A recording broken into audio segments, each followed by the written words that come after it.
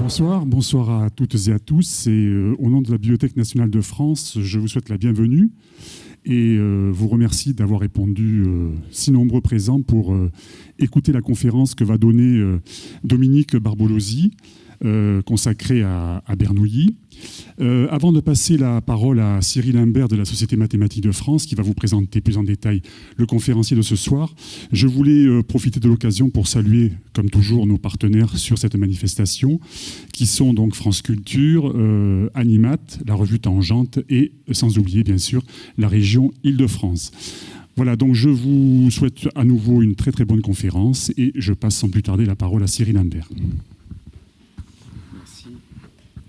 Bien, bonsoir à tous. Donc, Cyril Imbert, vice-président de la Société mathématique de France. Je remplace au pied levé Martin Andler, qui devait être là. Donc, la première chose que j'aimerais faire, c'est remercier les classes qui sont présentes. Donc, si mes informations sont exactes et que j'arrive à lire la bonne ligne, il y a le lycée Notre-Dame de Bourg-la-Reine.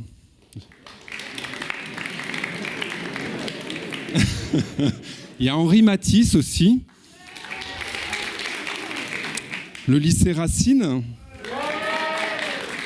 le lycée Saint-Michel de Picpus et enfin le lycée Sainte-Louise. Donc voilà. Quand même. Donc on a cinq établissements qui sont représentés ce soir. C'est vraiment une très bonne chose d'avoir un public nombreux au sein de ce bel auditorium de la Bibliothèque nationale de France. Donc aujourd'hui, la conférence va être donnée par Dominique Barbolosi, qui est professeur de mathématiques à l'université d'Aix-Marseille. Donc, Dominique Barbolosi travaille au sein du Centre de recherche en oncologie, qui est une très grosse unité de recherche à l'Université de Marseille, donc qui est entre l'université et l'hôpital. Et il travaille au sein de l'équipe SMART, donc qui essentiellement fait de la simulation et de la modélisation pour le traitement du cancer. Donc Dominique Barbolosi a commencé sa carrière en étudiant des maths beaucoup moins appliquées. Il avait fait une thèse en mathématiques fondamentales et il y a une quinzaine ou une vingtaine d'années, une trentaine d'années, il a commencé à s'intéresser aux applications des maths à la médecine. Voilà. Et donc ça fait donc longtemps qu'il travaille maintenant ce sillon. Et il a aussi une autre casquette qui est intéressante et qu'il s'agit de souligner, c'est qu'il travaille pour une association de médiation scientifique qui s'appelle l'association Maths pour tous. Donc, il y a une grosse association qui est centrée autour de Marseille et qui fait plein d'actions pour essayer de rendre accessibles les mathématiques au plus grand nombre. Voilà, je ne vais pas vous parler plus longtemps et je vais tout de suite laisser la parole à Dominique Barbolosi. Merci. Merci. Bonsoir à tous. Je remercie la Bibliothèque nationale et la Société mathématique de France par l'intermédiaire de Martin Andler qui me donne l'opportunité de vous montrer ce petit exposé. Voilà. Alors j'ai choisi cette petite phrase de Voltaire pour vous dire que je vais essayer de ne pas être soporifique.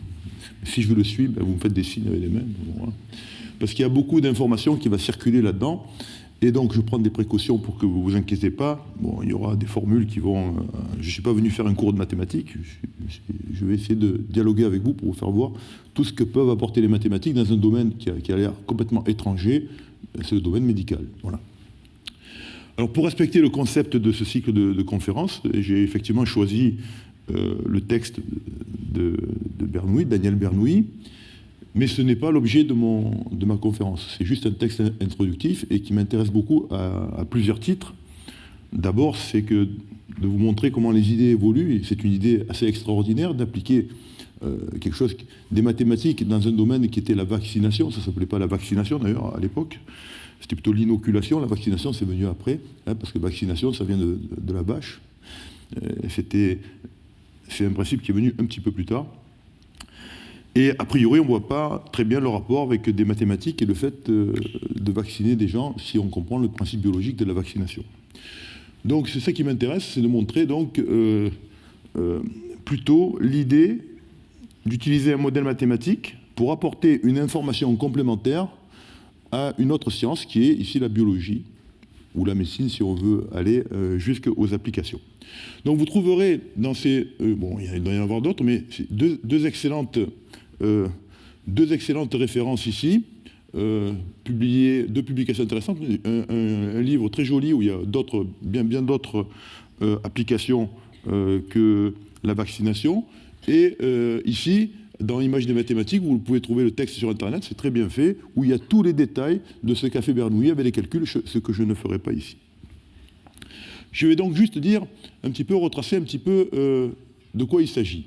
Bon, il s'agit de vacciner contre ce qu'on appelle la variole, c'est une maladie virale, hein, à l'époque ça s'appelait la petite vérole, et comme toute vaccination, le principe biologique est intuitif, il remonte il y a très longtemps. Mithridate, un des premiers, Mithridate c'était un monarque d'Asie mineure qui lui s'était vacciné entre guillemets contre les poisons. Il avait peur qu'on l'empoisonne, donc il s'était habitué à prendre du poison pour le cas échéant, un jour si on voulait l'empoisonner, de résister au poison.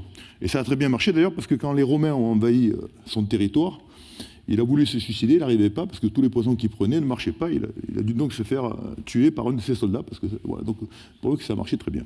Donc vous voyez, ça remonte à peu près à une centaine d'années avant Jésus-Christ. Ça. Et l'inoculation de la variole, ça on peut trouver des traces en Chine, l'ancienne Chine. Et c'est arrivé en fait dans l'Empire ottoman parce que la variole c'est une maladie qui provoquait des cicatrices abominables pour les gens qui survivaient. Et donc, l'Empire ottoman utilisait ce procédé pour des choses pas très jolies. C'était pour avoir des jeunes filles très belles dans les harems. Et donc, pour être sûr qu'ils allaient avoir des jeunes filles toujours aussi jolies, ils pratiquaient l'inoculation. Et c'est une dame, Montagu, donc, qui était mariée à un ambassadeur anglais, qui était nommé donc, en Turquie, et qui est intéressée, intriguée, est allée voir dans ses harems comme il faisait pour vacciner. Elle a vacciné ses propres enfants et c'est elle qui a ramené ça en Europe. Vous voyez, c'est une histoire qui est assez intéressante. Une femme très curieuse et qui était d'ailleurs pas du tout scientifique, elle était écrivain. Voilà. Et puis après, ça a fait son chemin. Toujours est-il que la question qui se posait, une fois que le principe biologique est établi, il y a une question qui n'appartient pas à la biologie, c'était de savoir s'il fallait pratiquer l'inoculation de manière massive, c'est-à-dire, c'est une question qui se pose encore aujourd'hui, il y a beaucoup de gens qui vous disent « Ah, mais moi je ne suis pas vacciné, j'ai rien », mais ils ne se rendent pas compte que s'ils n'ont rien, c'est parce qu'il y a beaucoup de gens autour d'eux qui sont vaccinés. Voilà. Ils bénéficient de la protection des autres. Et donc la question qui n'était pas du tout évidente et qui n'est pas a priori, c'est de savoir, est-ce que c'est intéressant de vacciner le plus grand nombre de gens ou non, sachant qu'à cette époque-là, par exemple, ce vaccin-là n'était pas sans effet secondaire. Il pouvait tuer. Donc l'idée de Bernoulli, c'est de construire un modèle mathématique où il met tout en balance, c'est-à-dire la probabilité d'être tué par l'inoculation, la probabilité d'attraper et de survivre, la probabilité de décéder de la maladie, etc., etc. De mettre tout ça en équation, c'est ce qu'on appelle un système dynamique, et de voir qui est-ce qui va l'emporter. Donc, le texte, il a été publié, vous voyez, donc, en 1760, et le titre est tout à fait évocateur, hein, il veut bien dire ce que je suis en train d'expliquer. Donc, c'était vraiment de plaider, d'apporter un argument scientifique quantifié en faveur de l'inoculation. Alors, pour la petite histoire, il a été beaucoup incité par, et ça m'intéresse du point de vue humain, il a été beaucoup incité par Voltaire. Paraît-il que lui-même avait été touché par la variole, il en portait les marques. Et donc il a incité Daniel Bernoulli à faire cette étude. Alors c'est intéressant parce que Voltaire lui-même avait auparavant incité Émilie du Châtelet, qui est une personne remarquable, une femme remarquable, qui avait traduit les œuvres de Newton. C'est lui-même qui l'avait incité. Donc c'était vraiment un moteur, ce personnage, et ça prouve que des fois, on a besoin de moteurs comme ça. Des gens comme ça, c'est des gens intéressants, qui ont une portée d'esprit incroyable pour cette époque-là, qui incitaient les autres à faire ces études. Donc il a été incité par des gens et par d'autres. Et ce qui est important à comprendre, c'est que quand même, ce n'était pas n'importe qui, Daniel Bernoulli. Il avait fait des études de médecine alors qu'il était issu d'un milieu de mathématiciens, puisque son père et son oncle, Jean et Jacques Bernoulli, étaient déjà des mathématiciens très importants à cette époque-là, au même titre que Newton et Leibniz. Voilà. Donc il a bénéficié quand même de cet environnement, et lui-même avait une formation mathématique de très haut niveau. Il était d'ailleurs mathématicien. Grosso modo, si on veut comprendre un petit peu comment ça marche, ces modèles-là, ce ne sont pas des modèles explicatifs. Ils n'expliquent rien du tout, ils décrivent. Il y a une petite nuance, ce ne sont pas des modèles mécanistiques. Il s'agit de traduire des effets, et s'ils sont correctement traduits par des équations, alors on peut escompter que les prévisions qu'ils vont faire seront exactes. Il faut les confronter à la réalité. Et ça, c'est la grosse difficulté. Dans un modèle, vous avez la structure, et puis vous avez des paramètres. Ces paramètres, ça peut bouger en fonction des cas. Voilà. Il y a des paramètres qu'on peut estimer d'une manière, d'autres qu'il faut mesurer d'une autre, etc. Donc, vous voyez, un modèle de population le plus simple qui peut être, c'est de considérer qu'une population, le taux de croissance, il est constant. C'est le plus simple qu'on peut faire. Alors évidemment, dans une population, que ce soit une population d'êtres humains, d'insectes, ce que vous voulez, on peut imaginer qu'il y a une croissance, mais il y a aussi une perte, par exemple par décès. Donc, qu'est-ce qu'on va faire ? On va créer un terme qui va censé traduire le décès. Le plus simple, c'est de prendre un terme proportionnel à la population. Et là, vous avez une équation qui est censée, si vous savez la résoudre, donner ce qu'on appelle une fonction qui peut décrire le nombre d'individus à chaque instant. Alors ça, c'est une équation justement qu'on appelle l'équation de Bernoulli. Donc aujourd'hui, c'est très simple pour un étudiant de première année, mais à cette époque-là, évidemment, c'était eux qui étaient des pionniers et qui résolvaient ces équations. On peut trouver la solution, et la solution, ici, dépend de trois nombres, vous voyez, qui sont des paramètres. Donc, la fonction, elle ne bouge pas. C'est une famille de fonctions, mais les paramètres, eux, bougent. Donc, si vous décrivez une population qui respecte ces hypothèses qu'on a faites, eh bien, vous avez trois paramètres. Une autre population, trois autres paramètres. Alors, pour vous faire voir comment ça fonctionne, parce que là, ça vous aidera à comprendre ce que je vais faire en cancérologie tout à l'heure, ces paramètres, ce n'est pas toujours évident de les avoir. Ici, je vais prendre un exemple qui est décrit dans l'excellent livre de John Hubbard. Vous pourrez le consulter, il y a plein d'exemples magnifiques.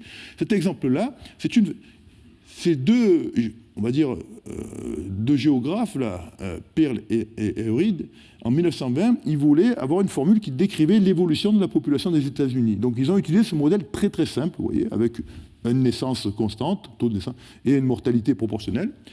Et ils ont identifié les trois paramètres en regardant sur 3 années consécutives, entre 1790 et 1910, et ils ont cette formule, et ils ont voulu voir si cette formule était prédictive de ce qui s'est passé après. Et ce tableau, qui est dans le livre dont je vous ai parlé, est assez édifiant. Vous avez ici les populations, vous voyez, ça a été identifié ici, sur les premières années, là, et après vous regardez la suite, et vous voyez, ça c'est ce qui est mesuré réellement, c'est des vraies populations, et là vous avez ce qui est prévu par le modèle. Vous voyez.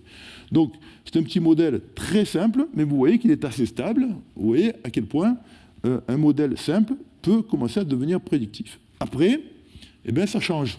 C'est important. Si on continue, ça change. Pourquoi ça change ? Parce que les hypothèses que nous avons faites ne sont plus valables. Par exemple, si vous avez une immigration massive ou si vous avez une épidémie, ça, c'est pas dans le modèle. Et donc, la formule que vous avez établie, eh bien, elle est valide localement quand elle respecte les hypothèses que vous avez faites.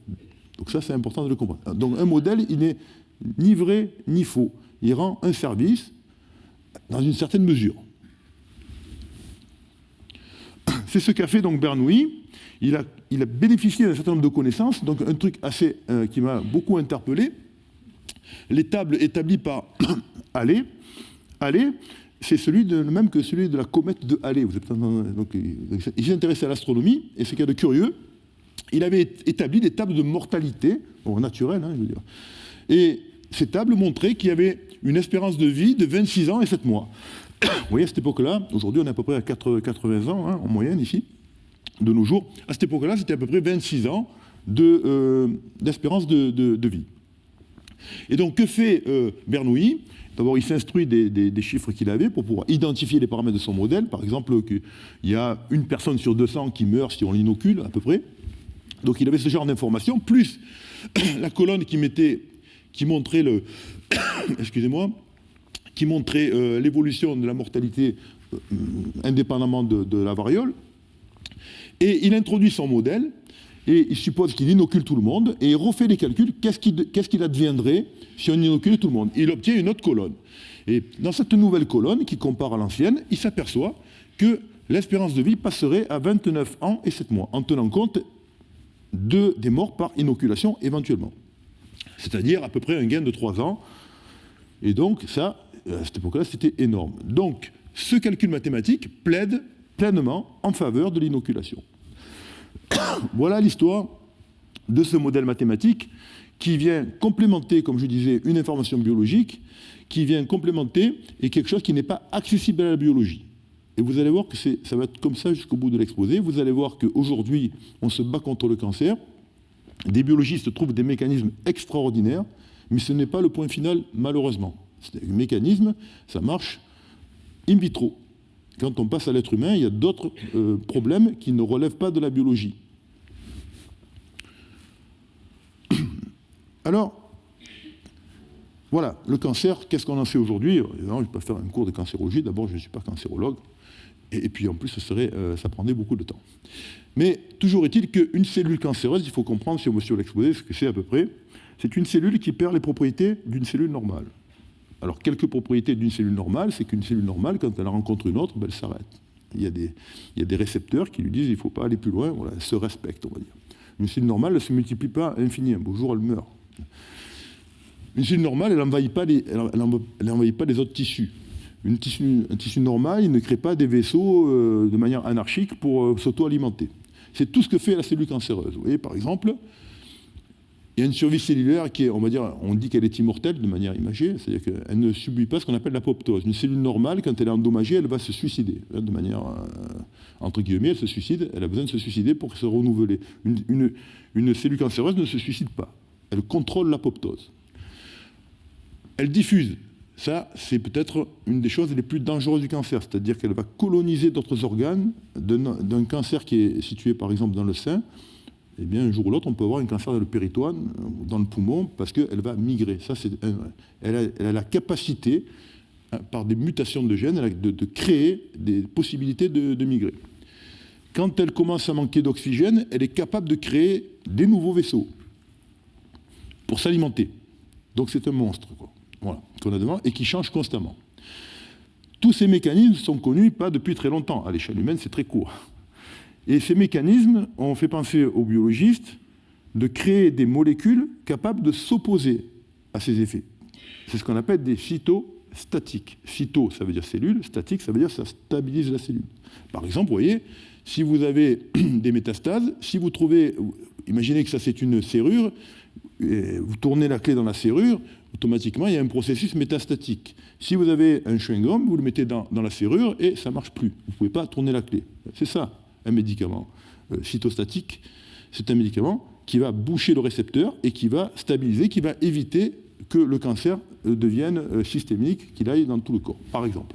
Ou alors vous allez bloquer ce récepteur-là, et là vous allez l'empêcher de créer ces nouveaux vaisseaux. Et en empêchant de créer ces nouveaux vaisseaux, vous espérez étouffer la tumeur. Donc voilà. Les médicaments les plus anciens, c'est ce qu'on appelle les chimiothérapies. Tout ça sont des chimiothérapies, c'est un terme générique. Mais ce qu'on a l'habitude d'appeler chimiothérapie, c'est les médicaments les plus vieux, dont on ne s'est toujours pas débarrassé. C'est des médicaments qui détruisent. Ils sont cytotoxiques. Ce sont des médicaments qui vont rentrer dans la cellule et qui vont détruire un certain matériel génétique et qui vont faire mourir la cellule. L'inconvénient de ces thérapies, et des autres aussi, c'est les effets secondaires.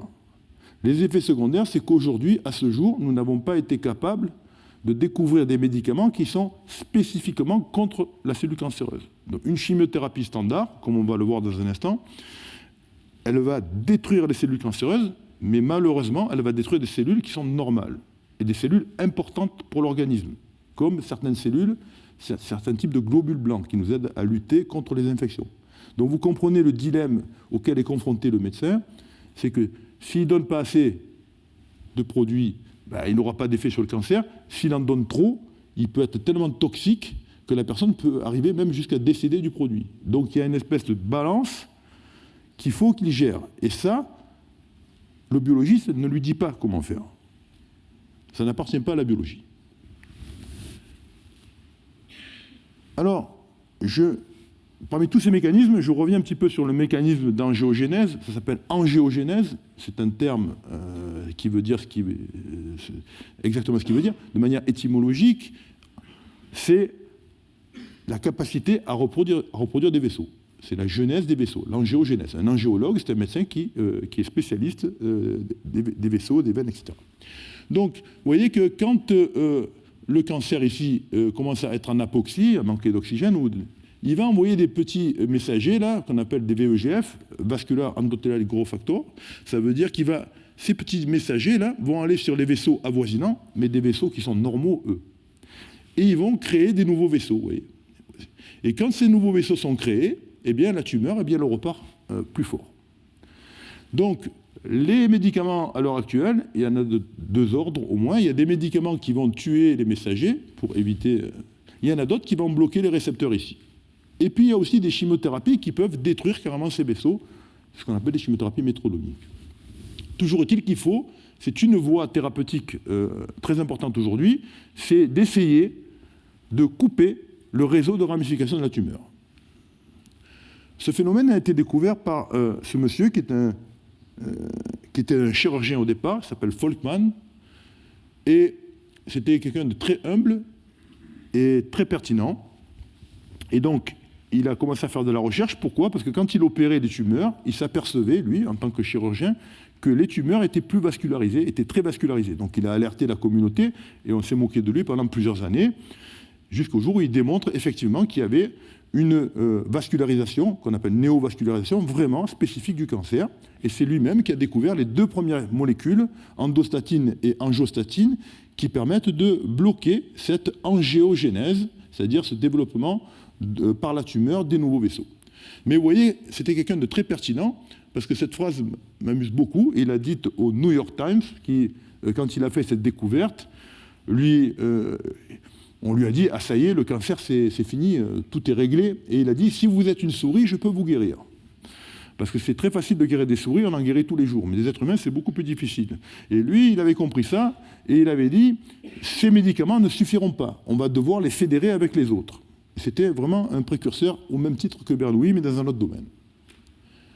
Donc, vous voyez, aujourd'hui, évidemment, le premier traitement depuis les Grecs, etc., parce que les tumeurs cancéreuses, on en retrouve dans l'Antiquité, avec tous les médecins de l'Antiquité, Galien, Hippocrate, etc., le cancer est décrit. La chirurgie, c'est la première chose. Voilà. Mais la chirurgie, c'est local. Si ça part de tous les côtés, la chirurgie ne peut plus rien. Et après, il y a des traitements dits systémiques, c'est-à-dire les traitements qu'on prend sont des... Par exemple, alors la radiothérapie, c'est entre les deux. Excusez-moi pour le i qui est en trop. La radiothérapie, c'est un petit peu plus ancien. Donc les chimiothérapies densifiées, ça veut dire qu'on essaie de raccourcir. Intensifier, monter les doses, ça, c'est des choses. Ça fait 50 ans qu'on essaie de faire ça. Les hormonothérapies, il y a des cancers qui sont hormonodépendants, certains cancers de la prostate. Donc on cherche à bloquer les hormones pour les empêcher de développer. Les thérapies ciblées, j'en ai dit un mot, pour bloquer les récepteurs qui vont provoquer certaines cancérogénèses. Les chimiothérapies métronomiques, c'est une autre façon de faire des chimiothérapies pour créer une angiogénèse de manière cytotoxique. Et aujourd'hui, nous avons les immunothérapies, et je terminerai par les immunothérapies, puisque ça fera le lien avec immunothérapie dit, évidemment, système immunitaire, et c'est en lien avec les vaccins de Bernoulli, même si ce n'est pas le même principe. Alors, vous voyez un petit peu l'arsenal qu'il faut mettre en œuvre pour soigner des gens, sauf qu'on ne peut pas, un seul truc ne suffit pas, en général. En général. Quand ça part mal, il ne s'agit pas de dire, bon, quand on a de la chance, on fait de la chirurgie, puis c'est fini, c'est délocalisé, on enlève la partie et on n'en parle plus. Ça, malheureusement, ce n'est pas la règle. Voilà.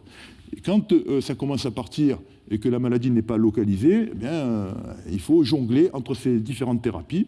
Et là, le médecin bénéficie à l'heure actuelle d'une quantité d'informations colossale. Donc il y a des tas de nouvelles disciplines qui ont vu le jour. Alors ce qu'on appelle l'oncogénétique, vous en entendez parler, puisqu'il y a des gens très médiatiques qui passent en disant qu'ils se sont fait enlever les seins parce qu'on leur a trouvé tel gène, etc. Donc l'oncogénétique, ça va caractériser la maladie. Même si vous prenez 3 cancers du sein, ce n'est pas les mêmes en fonction de certains gènes. Donc il y a des gens qui sont spécialistes de ça. Voilà. Donc on caractérise mieux la maladie. Je dis même un même cancer, hein, on fait la différence. Autrefois, un cancer du sein, on croyait que c'était le même pour tout le monde. On sait que c'est complètement différent. Ensuite, vous avez la pharmacogénomique. Ça veut dire que vous allez choisir le médicament qui correspondrait au type de cancer que vous avez devant. Vous voyez, ça, c'est encore une autre information. Et puis ensuite, vous continuez, vous avez la pharmacogénétique. Alors ça tient compte du métabolisme de la personne. Ça veut dire que ça va vous donner quelle dose. Vous avez des personnes qui ont un certain type d'enzyme, qu'on appelle DPD, hein, c'est le sigle. Eh bien, cette enzyme est détoxifiant. Et cette enzyme, on n'a pas tous le même. Donc on va mesurer cette enzyme pour certains anticancéreux, et si vous n'avez pas cette enzyme du tout, si on vous fait une chimiothérapie, vous allez mourir. Vous allez mourir parce que ce produit ne vous détoxifie pas. Donc vous ne pouvez pas faire la même chimiothérapie à tout le monde si vous êtes déficient dans ce type d'enzyme. Évidemment, il y en a d'autres. Donc vous voyez, c'est cette science-là qui va donner cette nouvelle information au médecin. La question, vous la comprenez, c'est que si vous n'avez pas du tout d'enzyme, évidemment, il ne faut pas faire tel produit. Si vous en avez, vous avez le plein, bon, pas de problème. Mais si vous êtes entre les deux, qu'est-ce que vous faites? Ça, la pharmacogénétique ne nous le dit pas. Et si vous êtes un tiers ou un quart, qu'est-ce que vous faites? Ça, on ne nous le dit pas. Vous voyez, vous avez donc plein d'informations, déjà, énormément d'informations, mais vous n'avez pas toutes les informations. Donc, comment gérer cette complexité? Donc, depuis une trentaine d'années que je travaille dedans, mais il y en a d'autres, je ne suis pas le seul, eh bien, c'est un moyen, ce n'est pas le seul, c'est d'utiliser, de centraliser dans un modèle mathématique, où il y en a plusieurs qui, vous allez voir, qui se connectent, pour essayer de ramener le problème sur un ordinateur et de trouver des algorithmes qui vont nous guider vers la bonne solution. Alors tout ce que je vais montrer, ici je ne fais pas une conférence dans un congrès, tout ce que je vais montrer c'est un travail d'équipe. Un individu seul ne fait rien. Bon, je ne vais pas citer tous mes amis à longueur de journée, ils sont cités dans les publications. Mais sachez que ce que je montre là, ce n'est pas mon travail à moi. Il y a beaucoup de mon travail à moi, mais c'est le travail de toute une équipe. Que ce soit de mes étudiants ou des gens avec qui je travaille. Donc il faut savoir ça. Un individu, il ne fait rien. Voilà. Et pas que des mathématiciens d'ailleurs. Des biologistes qui critiquent le travail, des médecins, etc. Donc ça, c'est un travail, vraiment un travail d'équipe, et vous allez voir à quel point. Alors, la difficulté de la modélisation, ce qui m'amuse, c'est que ce n'est pas le scientifique qui résume la situation. La grosse difficulté de la modélisation, l'énorme difficulté, c'est de trouver quelque chose qui est pas trop simple, parce que s'il est trop simple, il est évidemment inefficient. Mais s'il est trop compliqué, inversement, vous ne pouvez rien en faire, parce que, évidemment, si vous créez un modèle où vous avez des paramètres en grand nombre et que vous n'avez pas une mesure biologique qui vous permet d'avoir une information, vous n'en ferez rien de votre modèle. Voilà. Nous sommes limités par l'information. Par exemple, même mesurer la grosseur d'une tumeur, c'est compliqué, même avec un scanner. C'est compliqué d'avoir une idée de ça. Voilà. Et alors, je ne vous parle pas de ce qu'il y a à l'intérieur, parce qu'une tumeur, c'est hétérogène. Donc, créer un modèle complexe, ça peut être beau en théorie, mais si on veut qu'il devienne effectif pour apporter des renseignements aux médecins, on n'en fera pas grand-chose.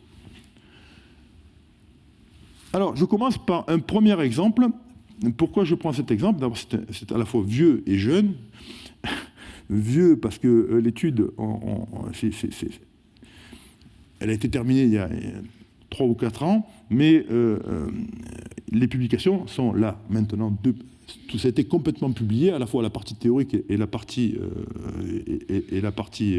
pratique, puisque c'est la première fois dans l'histoire où un modèle mathématique a piloté l'administration d'un médicament chez des patientes. Ici, c'était un cancer du sein métastatique. Donc ça mérite d'être vu, c'est un truc pédagogique, je l'ai déjà présenté dans d'autres conférences, mais ça me paraît intéressant pour vous de vous le montrer encore aujourd'hui. Et je vous dirai pourquoi, parce que je pense que ça va être lié à la fin de mon exposé. Ce sont des chimiothérapies traditionnelles au sens que ce sont des produits standards, ce n'est pas des nouveaux produits cytostatiques, etc. Ce sont des produits anciens, mais vous allez voir qu'on peut faire des choses intéressantes. Alors, je prends d'abord le fait qu'il y ait Bernoulli ici, ce n'est pas le même, c'est D'ailleurs, je ne sais pas, comme il y avait Jacques et Jean, je ne sais pas si c'est le père ou l'oncle, mais en tout cas, il a travaillé en même temps que Newton sur un problème à l'époque qui s'appelle le problème du brachistochrone. Et le problème qui est posé ici, vous allez voir, il y a une analogie très forte pour moi avec ce qui se produit en cancérologie. Ce problème, c'était quoi? C'était, imaginez un chemin ici, voilà, parfait, quoi, où il n'y a pas de glissement, il n'y a pas de frottement, pardon, et vous lâchez une petite bille, et vous imaginez tous les chemins possibles qui vont de A à B. Bon, je lâche la petite bille sans vitesse. Et la question, c'est, y a-t-il parmi l'infinité de chemins possibles, a priori, y en a-t-il un qui minimiserait le temps de parcours? Donc étymologiquement, ça veut dire ça, brachistochrone, si vous regardez, voilà. Bon, le chrono, c'est le temps, et brachis, c'est le plus court. Donc, y a-t-il un chemin? Il viendrait à personne à l'idée d'essayer les chemins les uns après les autres, d'abord parce qu'il y en a une infinité, parce qu'ils peuvent avoir des formes aussi exotiques les unes que les autres. Personne imaginerait trouver ça en essayant et, par chance, tomber au hasard. Effectivement, Newton et Bernoulli n'ont pas pris le problème comme ça, ils l'ont mathématisé, ils ont défini ce que c'est un chemin, etc., ils ont écrit, et c'est comme ça qu'on a donné naissance à une partie des mathématiques qu'on appelle le calcul variationnel, qui est un prolongement de la théorie des équations différentielles, et entre la théorie de l'optimisation, optimisée, et des équations différentielles. Et vous allez voir que la solution, elle n'est pas du tout évidente. Vous voyez, si vous faites rouler une petite pièce de monnaie ici, eh bien, le point qui est là décrit une courbe qu'on appelle en mathématiques une cycloïde. Vous avez les équations de la cycloïde. Eh bien, cette courbe-là, vous voyez, quand la petite pièce tourne, ce n'est pas un arc de cercle, ce n'est pas un arc d'ellipse, c'est vraiment un arc particulier. Hein. Il a une forme particulière, ça ressemble presque à un demi-cercle, ce n'est pas, je répète, ce n'est pas une moitié d'ellipse, c'est une cycloïde. Voilà. Eh bien, la réponse à la question, c'est celle-là. Vous voyez, ici, j'ai pris 3 chemins particuliers. Et vous voyez que si je lance la petite bille, bon, ce n'est pas une preuve, parce que ça a été fait pour ça, mais je vais démontrer, mais voilà.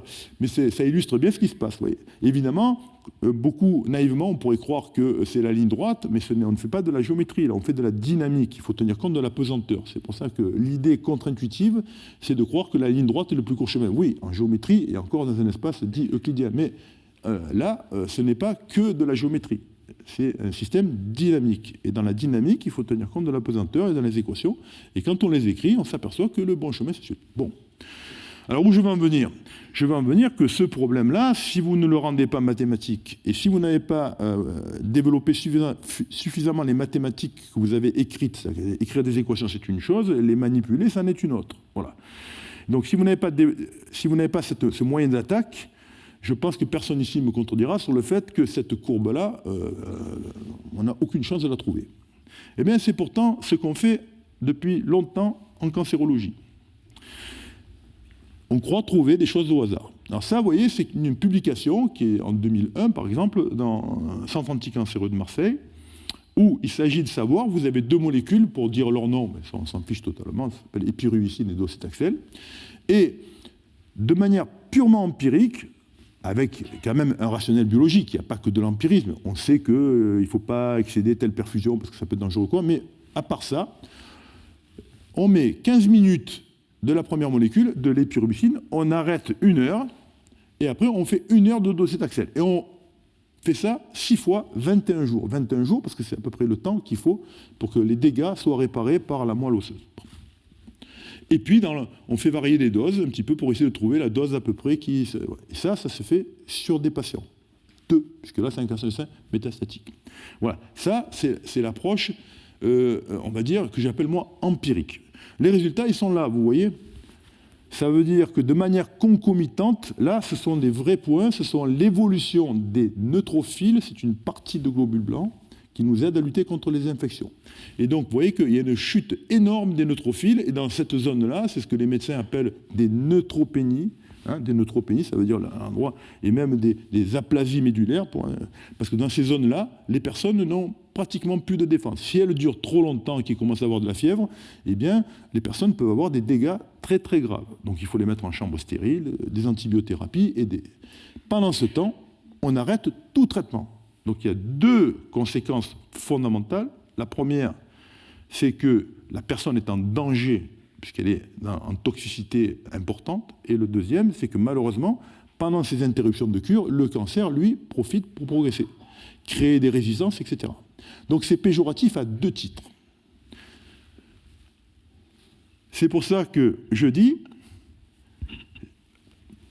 c'est pas moi qui le dis, c'est Albert Einstein, la folie, c'est de se comporter toujours de la même manière et de s'attendre à un résultat différent. Donc si maintenant, avec les thérapies ciblées ou avec les immunothérapies, on continue à chercher ou en associant, à chercher des choses comme ça, en prenant des gens et en testant, je ne pense pas qu'on aille loin. Bon, c'est quelque chose qui, naïvement, on peut imaginer qu'on va y arriver, mais là, ça fait quand même longtemps qu'on cherche, et moi, personnellement, j'en doute. Voilà. Donc, si on veut attaquer le problème d'une autre manière, on va le faire par la modélisation, pour apporter une information, comme je le dis depuis le début, une information qui n'est pas accessible par ce que nous dit la biologie, mais qui pourrait aider les médecins à gérer mieux les médicaments en fonction des gens. C'est-à-dire d'aller un cran plus loin dans ce qu'on appelle la médecine personnalisée. Donc il y a essentiellement, je simplifie les choses, tout le monde va comprendre, il y a ce qu'on appelle la pharmacocinétique et ce qu'on appelle la pharmacodynamie. La pharmacocinétique, ça veut dire que quand on ingère un médicament, quel que soit le médicament que vous ingériez, que ce soit un antibiotique quand vous avez une infection quelconque, ou que ce soit un cachet d'aspirine, ou ce que vous voulez, eh bien la première chose qu'il y a, c'est qu'il va y avoir une concentration qui va circuler dans le sang. Et donc, peut-on prévoir l'évolution des concentrations? Parce que vous comprenez bien que ça va jouer un rôle important. Eh bien, il y a une première modélisation qui consiste à modéliser les concentrations qui vont circuler dans le sang. Ça, c'est la pharmacocinétique. Mais plus important peut-être, mais qui est intimement lié au premier développement, c'est la pharmacodynamie. C'est quel effet vont avoir ces concentrations, effets escomptés. Par exemple, sur la tumeur cancéreuse, est-ce que ça va détruire? Est-ce que ça va bloquer suffisamment l'effet pharmacologique? Inversement, est-ce que ça va détruire trop de globules blancs? Donc vous avez un modèle pharmacocinétique et un modèle pharmacodynamique. Ça fait beaucoup d'équations différentielles. Et beaucoup de paramètres. Vous avez des paramètres qui relèvent de la pharmacocinétique et des paramètres qui relèvent de la pharmacodynamie. Voilà. Mais si vous savez identifier ces paramètres, un petit peu comme j'ai montré dans la formule sur la population des États-Unis, eh bien vous avez une machine prédictive sur laquelle vous pouvez travailler et vous pouvez agir. Alors il y a un terme que je n'aime pas utiliser, mais qui est quand même clair, c'est in silico. Il y avait in vitro, ça veut dire dans l'éprouvettes, il y avait in vivo jusqu'à aujourd'hui, c'est-à-dire chez l'être humain. Aujourd'hui, on espère ramener les choses in silico. C'est très pompeux comme terme, je vous l'accorde, mais ça veut dire sur l'ordinateur. Voilà, c'est essayer de ramener les problèmes sur l'ordinateur pour pouvoir utiliser à la fois l'outil mathématique via, évidemment, les calculateurs que nous avons. Alors, juste pour vous faire voir, ça, ce matin, j'étais dans une étude chez des patients atteints de cancer bronchique. Et vous pouvez regarder, ça c'est en vert, c'est le modèle mathématique, et les petits points bleus, c'est les points mesurés chez les gens. Et vous regardez ce qui s'est passé, c'est des personnes avec des cancers très graves, auxquelles on a donné, vous voyez, au jour J1, c'est le premier jour, 60 mg, au jour 2, 30 mg, et au jour 4, il y a un jour d'interruption, 60 mg.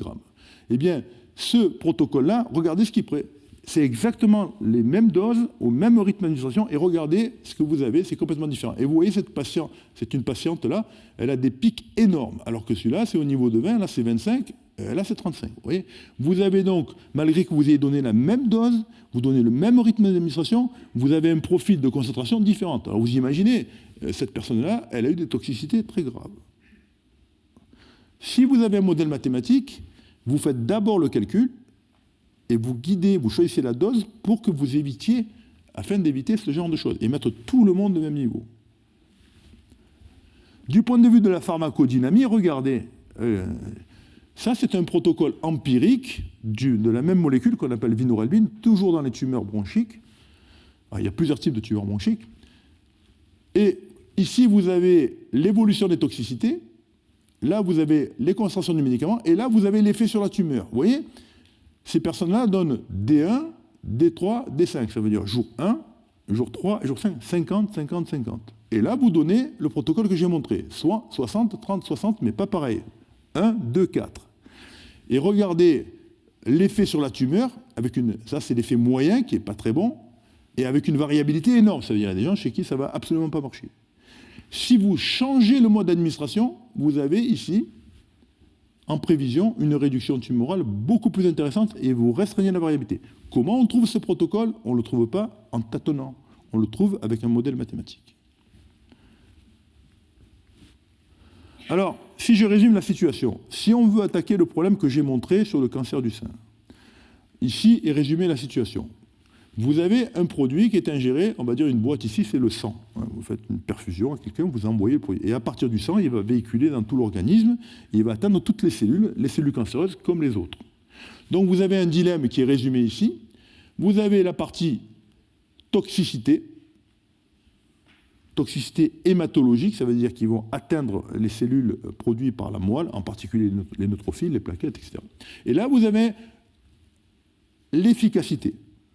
Et ce que tout le monde cherche à faire, c'est réduire la toxicité et contrôler l'efficacité. Il faut être au maximum efficace et au minimum toxique. Vous voyez, maximum. On est retombé dans le problème du brachystochrone, sauf qu'ici, on ne veut pas minimiser un critère qui est le temps, on veut minimiser un critère qui est la tumeur cancéreuse. Quel est le protocole qui va me conduire à la tumeur la plus petite possible à chaque cycle, mais pas à n'importe quel prix, je ne fais pas ce que je veux. Parce que sinon, c'est facile. On met des kilos de produits à quelqu'un, puis on tue tout. On tue la tumeur. Et on meurt guéri, comme on dit. Voilà. C'est pas ça. C'est pas ça le problème. Alors, je plaisante, mais je pourrais être un petit peu d'humour. Mais dans un domaine qui est un peu triste. Voilà. Mais ceci dit, vous comprenez bien le dilemme. Le dilemme, c'est pas, on ne fait pas ce qu'on veut. C'est que le médecin, il a des contraintes. Il voudrait bien détruire le compartiment tumoral, mais il est assujetti à respecter des contraintes pour que la physiologie de la personne permette à la personne de survivre. Si vous voulez comprendre ça, il faut absolument comprendre comment le médicament agit sur ce qu'on appelle la chaîne hématopoïétique, c'est-à-dire nos globules se reproduisent, c'est un phénomène très complexe, donc de manière naturelle. Il faut d'abord modéliser la chaîne hématopoïétique et voir comment elle est perturbée par le médicament. Et après, inversement, vous agissez pour le perturber le moins possible. Donc ça, c'est la physiologie naturelle. Vous voyez, vous avez les cellules souches, il y a toutes les mêmes cellules, elles vont passer dans la machine qui est notre moelle, c'est un système extraordinaire, et après il va sortir les cellules différenciées. Et au départ, elles sont toutes les mêmes, et puis après vous avez le neutrophile, la plaquette, etc. Bon. Mais au cours du temps, il y a des petits bébés neutrophiles qui vont mûrir, etc. Ils vont mûrir, et puis un beau jour, ils sont matures et ils sont prêts à nous défendre. Voilà. Mais il y a toute une chaîne ici, et puis un rétrocontrôle qui, quand il n'y en a pas assez, il y a des facteurs de croissance qui vont alerter pour qu'on en produise plus. Quand il y en a trop, il y a des rétrocontrôles. C'est une machine extraordinaire, l'hématologie. Et on le traduit par des équations. Et on est capable de reproduire l'hématopoïèse normale, en confrontant aux données réelles. Et ensuite, eh bien, on regarde ce qu'il faut faire quand le médicament vient casser la chaîne hématopoïétique. Alors, le médicament, il ne la casse pas n'importe où, parce que le médicament ne s'attaque pas aux cellules qui circulent, il s'attaque aux bébés, aux neutroblastes, parce qu'il s'attaque à ce qui se divise vite. Bon, vous avez remarqué malheureusement que quand les personnes sont traitées par chimiothérapie, elles perdent les cheveux, parfois les ongles, etc., parce que ce sont des cellules qui se divisent vite. Donc en particulier, elle ne va pas casser la chaîne au bout, elle va la casser avant. Ce qui explique que quand on fait une chimiothérapie à quelqu'un, les premiers jours, il n'y a rien. C'est quelques jours après où la personne a les globules qui chutent. Tout simplement parce que les neutrophiles qui auraient dû donner naissance à des neutrophiles matures sont morts avant de faire leur travail. Et ça, c'est important pour la modélisation. Ensuite, on peut aussi mettre une autre composante, parce que nous disposons d'autres médicaments pour doper la moelle. Mais il faut le traduire dans le modèle, c'est ce qu'on appelle des facteurs de croissance hématopoïétique. Mais des facteurs de croissance qui vont doper pour contrer la déficience. Et tout ça, c'est mis dans un modèle mathématique, que j'ai mis ici juste pour une toute petite partie, qui traduit les effets du médicament, ici. Donc vous avez, comme j'ai expliqué tout à l'heure, des morts cellulaires, vous voyez les moins, il y a ceux qui se produisent normalement, ceux qui meurent naturellement, et ceux qui meurent par le médicament. Ici vous avez les concentrations du médicament. Ici vous avez l'amplification par les facteurs de croissance, et là, dans cette équation qu'on appelle équation différentielle, c'est une équation différentielle pas tout à fait comme les équations différentielles élémentaires, c'est une équation différentielle qu'on appelle avec retard, différentiel de différence, ça veut dire que vous avez t moins taux, et ce retard, là, le time length, comme on dit en anglais, il va traduire le retard de toxicité qui est dû au fait que le médicament n'attaque pas les matures, il attaque les progéniteurs. Et ça, il faut le traduire pour bien avoir une description fiable. Alors, vous voyez ici, par exemple, le résultat. L'étude que j'ai montrée, les points rouges, c'est les vraies mesures de l'évolution des neutrophiles. C'est une patiente à qui on a donné 60 mg de docétaxel, 90 mg d'épuribicine. C'est la 25e patiente de l'étude que j'ai montrée. Et voilà son évolution de neutrophile, vous voyez les chutes, chaque fois. Et en noir, c'est le modèle mathématique avec ce qu'on appelle l'intervalle de confiance. Donc vous voyez, vous avez un modèle mathématique qui était tout à fait prédictif de ce qui se passe. Alors, si on va aller plus loin, maintenant, ça c'est le modèle toxicité. Il faut le modèle efficacité. Comment la chimiothérapie agit sur le système tumoral? Là, c'est beaucoup plus complexe. Parce que le système tumoral, bon, je l'ai simplifié ici, on va dire grosso modo, j'en ai parlé, il y a les cellules tumorales, les cellules endothéliales. Les cellules endothéliales, c'est les cellules qui vont permettre de reproduire les vaisseaux. Et par chance, la chimiothérapie, non seulement elle détruit les cellules tumorales, mais elle détruit les cellules endothéliales. Donc par là même, elle a un aspect anti-angiogénique. Et il faut traduire tout ça dans des équations. Quel est l'effet de la chimiothérapie? Ça, c'est l'effet, on va dire, positif. Et parfois, c'est peut-être aussi intéressant de détruire les cellules endothéliales pour étouffer la tumeur. Ça, c'est un modèle qui a déjà été publié par l'équipe, et c'est un modèle qui est très utile pour expliquer tout ça. Et ce modèle-là sert, entre autres, à piloter ce qu'on appelle des chimiothérapies dites métronomiques, qui sont des chimiothérapies beaucoup utilisées en pédiatrie. Alors, grosso modo, ce que j'ai montré, ce n'est pas des mots. Après, il faut traduire ça par des équations. Vous avez des équations, comme je disais, de la pharmacocinétique, c'est-à-dire qui traduisent les concentrations du médicament. Et après, vous avez l'effet de le modèle pharmacodynamie qui tient compte d'un certain nombre de choses, de l'évolution de la tumeur, des résistances qui peuvent apparaître, etc., etc. Avec deux compartiments, le compartiment tumoral, le compartiment des cellules endothéliales. Voilà. Donc ça, c'est résumé dans des équations qui nous permettent de faire des prévisions. Alors le problème, une fois que ce modèle est construit, vous avez une machine sur laquelle vous pouvez travailler. Ça veut dire que vous donnez une grille de temps et vous donnez une grille de dose. Et à l'arrivée des courses, le modèle, il vous permet de calculer à tout instant les concentrations sans être obligé de faire des... Si le modèle est validé, bien entendu, si vous avez confiance au modèle et qu'il est validé, vous avez un modèle sur lequel il va vous dire à tout instant les concentrations qui circulent, il va vous dire la taille de la tumeur à tout instant, vous avez tous les systèmes dynamiques qui sont ensemble, il va vous dire, par exemple, le nombre de neutrophiles, si c'est ça qui vous intéresse, il n'y a pas que des toxicités au niveau des neutrophiles, mais si c'est les neutrophiles qui sont concernés, on va mettre les neutrophiles, les plaquettes, etc. Donc vous avez un modèle qui va, à tout instant, in silico, comme je disais, vous permettre de voir l'évolution au cours du temps en fonction du protocole que le médecin a choisi. Je change de protocole, eh bien, il me dira ce qui se passe. Donc vous comprenez l'idée, vous avez l'entrée et la sortie. Et il pourra juger sur ordinateur ce qui est le mieux pour son patient. Mais avant de faire l'expérimentation sur lui. C'est ça le but qu'on recherche. Trouver un algorithme d'administration. Donc, si je récapitule, nous tombons dans un problème, en mathématiques, on appelle ça un problème d'optimisation avec contrainte. Vous voulez faire quoi? Vous cherchez, parce qu'il est là, c'est un peu bouffé les trucs, vous cherchez quelle dose administrer à quel temps, de quelle manière. Donc, les inconnus, ce sont les doses, de manière à minimiser la tumeur, mais pas à n'importe quel prix, en respectant un certain nombre de contraintes. Lesquelles? Alors, quand on parle avec un clinicien, c'est-à-dire un médecin qui traite les gens à l'hôpital, il y a trois choses qui l'inquiètent. Il sait très bien que de toute façon, les neutrophiles vont tomber. Ce n'est pas tellement ça qui l'inquiète. Vous voyez, il y a une période stable, puis ça va tomber. Il y a trois choses qui l'inquiètent. D'abord, c'est de ne jamais tomber dans la zone rouge. Il ne faut pas tomber si bas. Donc, il faut rester toujours au-dessus de la zone qui est là. Ça, c'est le seuil absolu. S'il tombe trop bas, la moelle peut être endommagée, ça peut être très grave. Il a un autre seuil un petit peu inquiétant, c'est celui-là, c'est 1 giga ici. Il peut s'autoriser à le dépasser en restant au-dessus de celui-là, mais s'il dépasse le petit zone pointillé, il ne faut pas rester trop longtemps. Donc il a le droit de rester entre les deux, mais pas trop longtemps. C'est de l'ordre de 3 jours. Et enfin, il a une troisième contrainte. Ça se passe par cycle. il y a des temps de repos.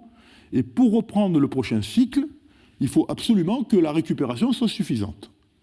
Si la moelle, ici, est ralentie et qu'il veut reprendre le prochain cycle et que c'est trop bas, il y a un report de cycle.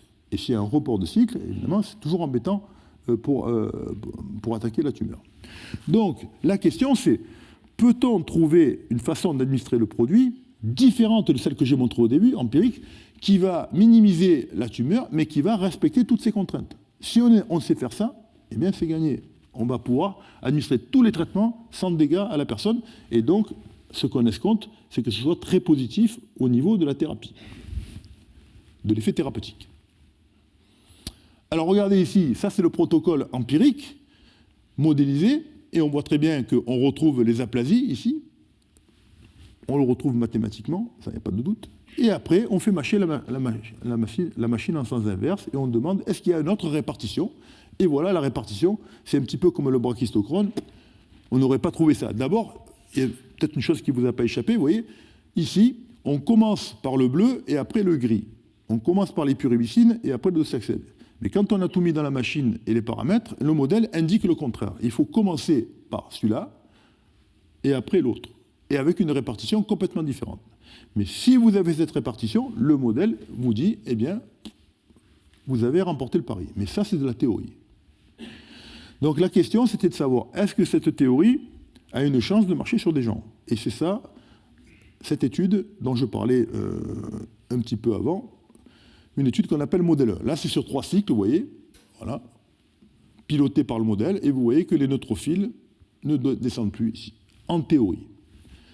Donc l'étude qui s'appelle modèle 1, elle a été réalisée dans l'équipe du professeur Freyer, c'est le médecin qui a traité les patientes, c'est lui qui avait en charge de traiter les patientes, et mes 2 amis, Iliadis et Christophe May, sont les gens. Christophe May est pharmacien et modélisateur, et Athanasios Iliadis, lui, est mathématicien comme moi. Donc c'est toute cette équipe-là, et évidemment les internes et les infirmières et tous les gens qui ont travaillé. C'est une étude, c'est une aventure humaine extraordinaire, et ça consistait à vérifier si le modèle disait juste. Et donc, il y a 20 patientes qui ont été introduites dans cette étude-là et qui n'ont pas été traitées de manière traditionnelle. Elles ont été traitées en personnalisant les posologies pour éviter ces toxicités. Vous voyez, donc c'est un schéma d'administration optimisé par le modèle. Cette étude, c'est ce qu'on appelle une étude de phase 1. Elle est modeste. C'est pour montrer simplement qu'on n'avait plus de toxicité, contrairement aux autres études. Et ça a été une réussite totale de ce point de vue-là. Mais la surprise qu'on a eue, c'est celle-là. C'est qu'en fait, de manière indirecte, il y a eu une survie incroyable. Incroyable. La médiane de survie dans l'étude dépasse toutes les médianes de survie, elle les double par rapport aux traitements, même les traitements les plus sophistiqués. Et ça, c'était une surprise qu'on n'a pas encore expliquée et sur laquelle on s'interroge beaucoup. Toujours est-il que, vraisemblablement, c'est le lien que je ferai avec la fin, mon interprétation, c'est quand même que le fait d'avoir respecté les contraintes hématologiques, c'est-à-dire qu'on n'a pas trop endommagé la moelle, par là même, comme la moelle est intimement liée au système immunitaire, on a aussi préservé le système immunitaire. Si on endommage trop par toxicité, on endommage aussi le système immunitaire. Et je pense que le respect de ce système immunitaire est certainement en faveur de cet accroissement incroyable de la médiane de survie. Voilà, donc c'est les 2 publications, vous voyez, elles sont très récentes, elles sont sorties il y a quelques mois, même pas un mois ou 2, les 2 publications ici qui ferment cette étude-là et qui maintenant sont diffusées évidemment de manière internationale pour qu'on puisse voir le prolongement qu'on peut donner à cette étude. Alors je reviens sur Folkman, parce que Folkman, l'idée de Folkman, c'était les anti-angiogéniques, vous savez, les trucs qui bloquent la production des vaisseaux ne suffisent pas. Et c'est vrai, malheureusement. On a des molécules qui ne suffisent pas. Donc il disait déjà à l'époque qu'il faut coupler. Et lui-même, vous voyez, il a fait une publication dans une revue qu'on appelle Cancer Research, c'est une des revues les plus prestigieuses en cancérologie, une revue médicale. Lui-même a collaboré avec des mathématiciens, dont Hanfeld, ici, qui est un très bon mathématicien de son équipe. Vous voyez, il a publié un modèle mathématique très sophistiqué dans cette revue médicale. Déjà, lui, évidemment, ce n'est pas lui qui a fait le modèle, puisque lui, il était médecin, mais il avait la pertinence de prendre dans son équipe des mathématiciens à Boston. Et ils ont publié un modèle pour gérer l'administration des cytostatiques. Mais si vous voulez coupler la chimiothérapie et l'anti-angiogénique, c'est encore plus compliqué. C'est encore plus compliqué. Mais n'empêche que son travail nous a servi. En se servant de son travail et du nôtre, on a couplé les deux et on a une machine maintenant pour savoir comment gérer deux types de thérapies. Une qui va tuer, une qui va bloquer. Mais là, il y a des problèmes très compliqués qui arrivent. Est-ce que je dois d'abord mettre le produit qui bloque et après celui qui tue? Ou alors est-ce que je fais l'inverse? Ou alors est-ce que je mets 2 fois celui qui tue et puis après je mets tous ces problèmes-là? On ne voit pas ça dans la biologie. Alors, c'est quoi l'idée de Folkman? Enfin, c'est pas lui, mais de la publication de Folkman. Elle est assez extraordinaire, cette idée. C'est de prendre ça, ce sont des modèles d'évolution tumorale, ce qu'on appelle des modèles de Gompertz. Une tumeur humaine est très bien décrite par ce type de courbe. Vous voyez, c'est une exponentielle, on va dire, presque, mais qui va tendre asymptotiquement. Un cancer, ça ne fait pas des milliers de kilos. Donc, il va se stabiliser, parce qu'il a des pertes cellulaires, parce qu'il va s'étouffer, etc. Donc, les cancers humains, les plus gros, sont de l'ordre de 1 kg. Ça fait à peu près 10 puissance 12 cellules, à peu près. Voilà. Et donc, vous avez ici une croissance tumorale qui va se stabiliser. Et ça, c'est au travers de ce paramètre K qui est ici. Donc, l'idée de Folkman, c'est, avec son équipe, c'est de traduire mathématiquement l'effet de l'anti-angiogénique, de le traduire, de dire que le K qui est là va bouger comme une fonction. Et donc, ils ont un système que nous avons complété. Vous voyez, ça, c'est l'évolution tumorale. Et si vous voulez traduire l'effet de la chimiothérapie qui détruit, vous introduisez un terme de mort, un terme destructeur. Il est ici. Mais là, vous avez le θ, c'est-à-dire ce qui va créer le système vasculaire. Là, vous allez traduire par un autre terme, ici, qui va traduire l'aspect anti-angiogénique. Donc vous avez un couplage entre la chimiothérapie et l'anti-angiogénique pour voir comment gérer ces deux produits. Et ça, c'est très intéressant. Ce travail, il a été fait principalement par Sébastien Menzekri, qui était un étudiant qui a fait sa thèse avec moi. Aujourd'hui, c'est un chercheur confirmé, et même brillant. Et déjà dans la thèse, qu'est-ce qu'il voit? Il voit que si on met l'anti-angiogénique, on stabilise et après on tue, c'est quand même mieux que si on tue et qu'on stabilise. C'était de la théorie. C'était de la théorie. Donc apparemment, il y a une séquence qui est plus intéressante qu'une autre. On voit que anti-angiogénique suivi de chimiothérapie, c'est mieux que ça. Ça a guidé une expérimentation qui a été présentée l'année dernière dans un des plus grands congrès de cancérologie aux États-Unis, qui a lieu toutes les années. Et donc, vous voyez, c'est une publication qu'on a faite avec Sébastien. Et donc, cette publication a incité les biologistes à faire une expérimentation sur petit animal. Et vous voyez qu'il n'y a pas photo. Ici, la courbe d'évolution tumorale, si on ne fait rien, évidemment, la tumeur croît. Si vous mettez d'abord la chimiothérapie et après l'anti-angiogénique, ben, la tumeur, bon, elle ralentit, mais comme ça. Mais si vous mettez ce qui est préconisé par le modèle, eh bien, ça marche impeccable. On est allé beaucoup plus loin. Vous avez toutes les possibilités ici, mais qui ont été testées après ce que le modèle a dit. Et on voit que le grand gagnant, ça, c'est les courbes de survie. Les tumeurs qui évoluent le moins, c'est-à-dire pour lesquelles la survie est le plus grande, il n'y a pas photo, c'est d'abord le bevacizumab, c'est-à-dire la molécule anti-angiogénique, et après la chimiothérapie. Toutes les autres combinaisons, évidemment, si on ne fait rien, il n'y a pas de surprise, c'est ce qu'on appelle le contrôle, mais on voit que les autres possibilités sont confirmées sur petit animal. Évidemment, vous l'avez compris, que l'étape suivante, qui va arriver très bientôt, comme on a fait pour modèle 1, c'est ou le tumeur bronchique que j'ai montré, c'est maintenant de passer à une étude de phase 1 chez les êtres humains.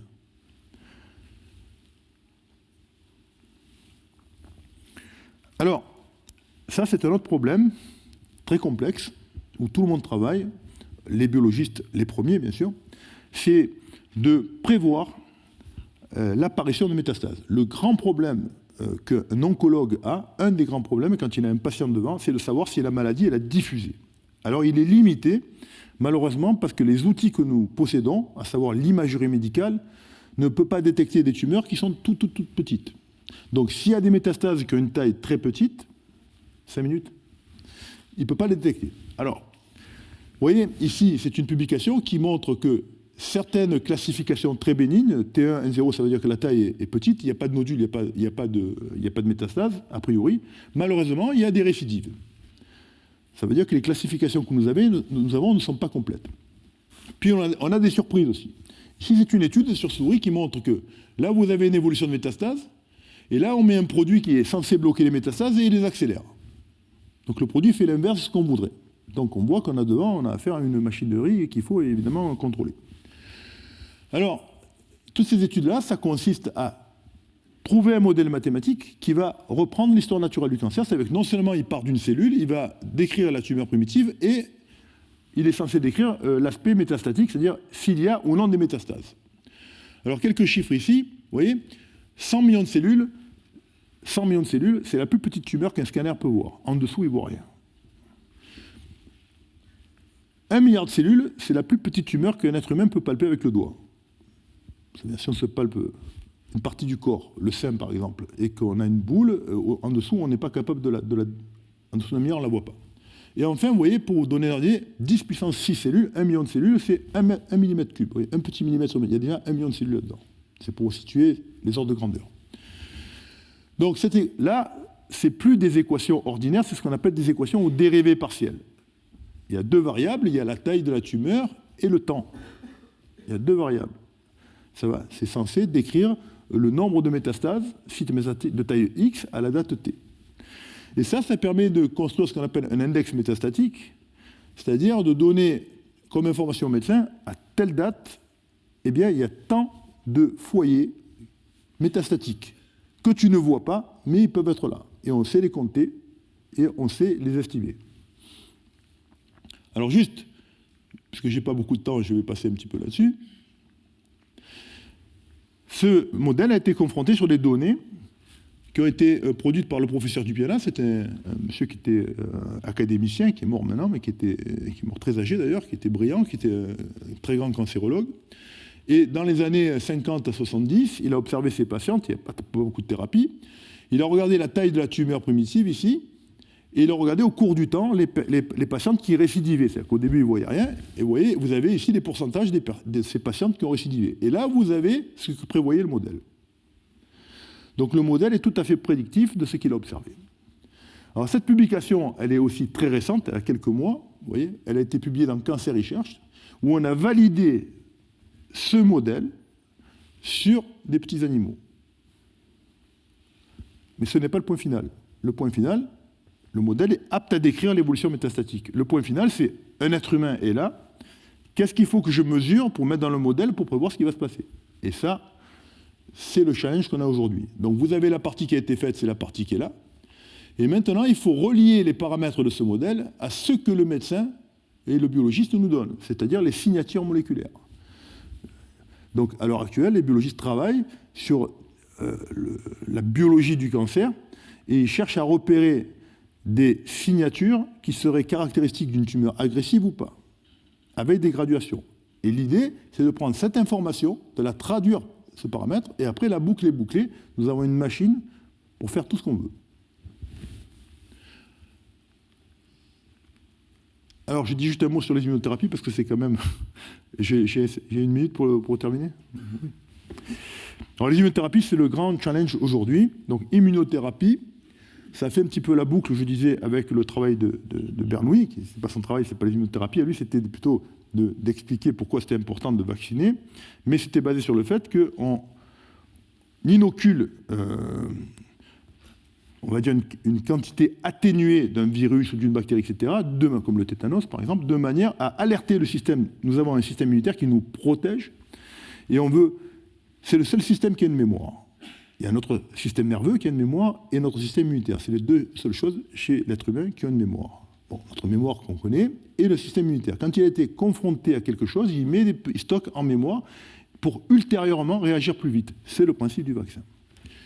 Donc, l'immunothérapie, ça fait longtemps que ça existe. Ce monsieur-là, William Coley, donc vous voyez, en 1891, il s'était aperçu que les patientes qui avaient des cancers du sein, quand elles avaient des infections bactériennes, elles guérissaient mieux. Donc il a compris que ces infections bactériennes avaient alerté le système immunitaire et par là même bénéficié au cancer puisqu'elles attaquaient aussi les cellules cancéreuses. Et donc il a inoculé lui-même des bactéries, ce qu'on appelle les ricipelles, c'est une maladie bactérienne, et avec succès. Vous voyez, ça ne date pas d'hier. Mais ce n'est pas allé très loin.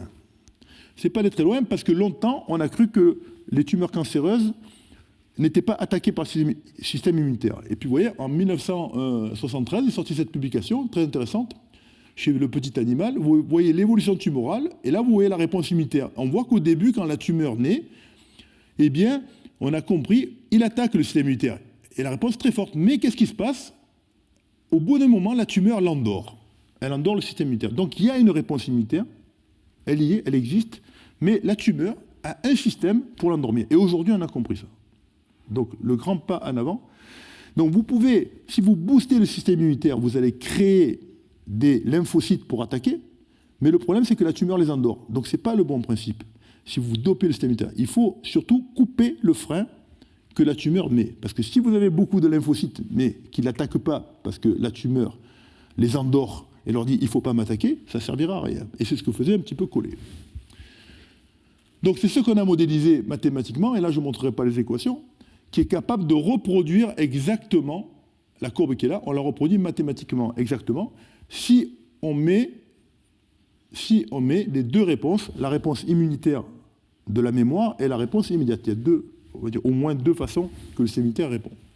Alors, juste pour que vous compreniez le challenge qu'il y a, il y a au moins deux systèmes. La cellule dendritique, c'est quand il y a un antigène, c'est-à-dire un corps qui n'a rien à faire là, il y a cette cellule-là qui va l'attraper et qui va le porter à un lymphocyte T et il va lui présenter pour qu'il réagisse. Et le lymphocyte T, lui, va déclencher, lui, un processus immunitaire ou non. Et ça, c'est par le récepteur CTLA4. Le CTLA4, il est inhibé. Alors, il y a des médicaments qui vont changer la donne. C'est-à-dire qu'ils vont bloquer ce récepteur qui l'empêche de réagir, et vous voyez, ça devient positif. Et là, il y a une chaîne qui va être déclenchée pour que la réponse immunitaire soit effective. Si vous n'avez pas ça, eh bien, quand la cellule présente l'antigène, ça ne bouge pas. Donc, ce premier médicament permet d'activer le système. Mais ce n'est pas fini. Parce que quand il va activer le système, le lymphocyte, ici, est prêt à attaquer la tumeur, mais la tumeur l'endort par le récepteur PDL1. Vous voyez, c'est comme elle lui met un gant. Voilà, oui. Le lymphocyte va palper la tumeur et il va chercher à savoir si elle est dangereuse ou non. Et elle met un gant dessus. Elle l'endort, son récepteur. Et que fait les médicaments aujourd'hui, parce qu'on a compris le système? On inverse la chose, on met un anti-PDL1, on enlève le gant, et là, vous avez le lymphocyte qui va attaquer la tumeur. Donc nous avons deux types de médicaments qui donnent de l'espoir. C'est un qui va booster le système et l'autre qui va inverser la capacité de la tumeur à endormir. Donc on dit c'est gagné. Mais malheureusement non. Pourquoi? Parce que ces mécanismes ne sont pas propres à la tumeur cancéreuse. Et si vous déclenchez une réponse immunitaire, vous avez aussi une réponse immunitaire qui peut aussi malheureusement aller vers des organes qui ne sont pas cancéreux. Donc on retombe encore dans le même paradigme efficacité, toxicité, mais d'autres types de toxicité. Des maladies qui peuvent être auto-immunes, qui vont attaquer nos organes, parce que la réponse immunitaire va attaquer tout azimut. Tous azimuts. Donc vous voyez, c'est ça le principe du médicament. Alors regardez ici, je terminerai là-dessus. Pourquoi ce n'est pas le point final? C'est la même chose que Folkman. Vous voyez, ça c'est sur souris. Si on ne met rien, vous voyez l'évolution de la tumeur. Si on met l'immunothérapie toute seule, ça fait ça. Si on met la radiothérapie toute seule, ça fait ça. Bon, c'est pas mal. Mais si on met les deux, ça effondre la tumeur. Donc qu'est-ce qu'on découvre aujourd'hui? C'est que malheureusement, ces médicaments sont intéressants, mais il faut les mettre en synergie avec autre chose. Parce que la radiothérapie crée une mort cellulaire, et la mort cellulaire crée des antigènes, et ces antigènes vont déclencher la cascade immunitaire. Si vous n'avez pas cette amorce par exemple une radiothérapie ou une chimiothérapie, eh bien, vous êtes dans ce cas-là. Et il n'y a pas photo, chaque fois, c'est le couplage qui est nettement plus efficace. Donc, à nouveau, malheureusement, nous allons devoir utiliser tout le reste. Donc, c'est pour ça que cette artillerie qui est là, avec les anti-CTLA4, les anti-PDL1, les anti-PD1, etc., sont mis dans un modèle mathématique qui va nous servir à voir de manière anticipée, avant de recommencer des études complètement empiriques qui risquent de nous faire perdre beaucoup de temps. L'objectif de ce gros travail, cet énorme travail qui est entrepris par l'équipe, c'est de fournir, avant de recommencer la même histoire, c'est-à-dire de faire des tests et des tests et des tests empiriques, de fournir un outil in silico pour aller plus vite vers une solution acceptable. Et vous voyez déjà, ça, c'est le modèle. Ce n'est pas ce que j'ai montré sur la souris. Donc le modèle est complètement prédictif de la synergie entre les deux. Et si on met les 4, c'est pareil. Voilà, ça c'est ce qu'on observe sur la souris. Ça, ce sont des courbes de survie. Il n'y a pas photo, c'est le couplage entre les 3 qui est le meilleur. La survie la plus longue. Et le modèle mathématique le retrouve ici. Vous avez ici la survie la plus longue. Voilà. Donc, excusez-moi si j'étais un peu long. Cette phrase qui m'amuse beaucoup, qui appartient à un très grand mathématicien qui habite pas loin d'ici, je crois, Jean-Pierre Serre. Bon, peut-être certains la trouveront un peu prétentieuse, mais je la trouve amusante. Voilà.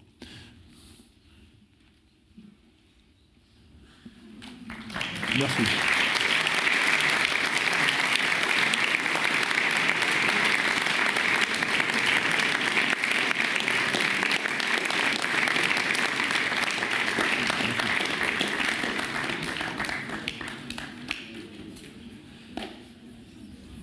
Si vous avez des questions, j'essaierai de répondre.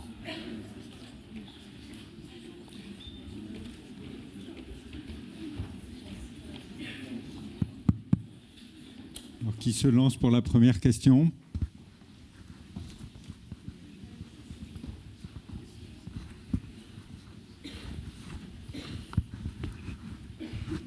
Bonjour.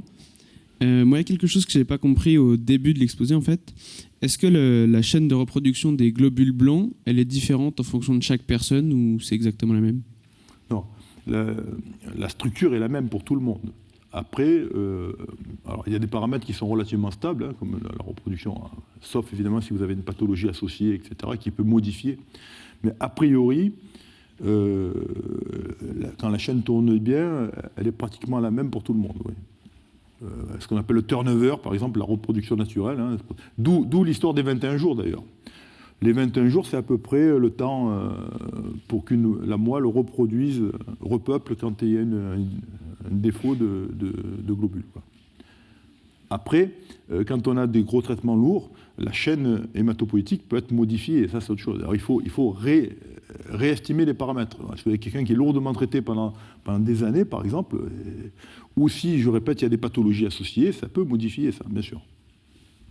Merci. Je ne sais pas qui a posé la question, c'était vous? D'accord. Bonjour, juste une question par rapport au modèle que vous utilisez. Oui. C'est pour savoir un peu un ordre de grandeur du nombre de paramètres que vous utilisez et la stabilité qui va avec des modèles, si de temps en temps vous avez des réponses qui sont juste complètement irréalistes ou pas. Non, des réponses irréalistes, non, parce que on applique... alors dans ce type de modélisation, hein, il y a des collègues qui travaillent sur des modélisations beaucoup plus complexes et qui font intervenir des cinquantaines de paramètres. Bon. Mais c'est de l'ordre du théorique. Là, nous avons affaire à quelque chose qui a pour vocation à être appliqué en clinique. C'est beaucoup plus compliqué. Et donc, si vous avez un modèle qui est 50 paramètres, vous n'avez aucune chance de faire quoi que ce soit. Donc, ce sont des modèles qui appliquent ce qu'on appelle le principe de parcimonie, qui essaie d'utiliser le minimum de paramètres. Mais comme je disais tout à l'heure, vous risquez d'avoir quelque chose qui n'est pas du tout descriptif. Donc, automatiquement, quand le modèle est construit, on le confronte quotidiennement aux données disponibles de manière à avoir quelque chose de vraisemblable. Voilà. Donc c'est de l'ordre d'une dizaine de paramètres, on va dire. Voilà. Une dizaine de paramètres. Et ensuite, les études de stabilité, comme vous disiez, et études de sensibilité, surtout, permettent d'en fidéliser certains. Voilà. On s'aperçoit par des études de sensibilité que certains n'ont pas besoin d'être estimés parce qu'ils sont relativement stables, en tout cas dans une durée de traitement d'un an ou quoi. Et ça nous permet de réduire les paramètres estimés. le nombre de paramètres. Voilà.